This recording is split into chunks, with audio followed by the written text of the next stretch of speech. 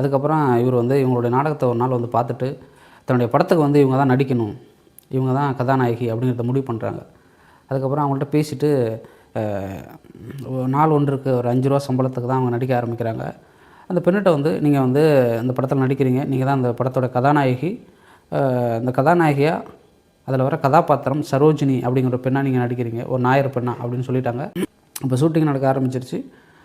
Shooting நடக்கும்போது இவங்க வந்து வழக்கமாக வீட்டிலேருந்து சாப்பாடு கொண்டு போயிடுவாங்க, அங்கேருந்து கொண்டு வந்துடுவாங்க, நடந்தே போயிடுவாங்க, நடந்தே வந்துடுவாங்க. இவங்களுக்கு வந்து பெருசாக சினிமாவில் நடிக்கிறது வந்து அந்தளவுக்கு ஒரு பெரிய விஷயமா தெரிஞ்சுக்கல. ஏன்னா அங்கே உள்ள சாதி அமைப்பு, இவங்களுக்கான பார்வை, இவங்கள எப்படி நடத்துகிறாங்க போகிறாங்க இப்படிலாம் இருந்ததில்ல. இப்படிலாம் இருந்தனால அவங்களுக்கு வந்து இது ஒரு பெரிய விஷயமா தெரியல. ஆனால் டேனியல் தான் ஒரு நாள் ஜேசி டேனியல் தான் இப்போ அவங்கள வந்து சொல்கிறாங்க, லஞ்சு முடிச்சுட்டு அந்த பாத்திரத்தெல்லாம் கழுவும்போது நீ கழுவ வேண்டாங்கிற போல் அவர் சொல்லியிருப்பார்.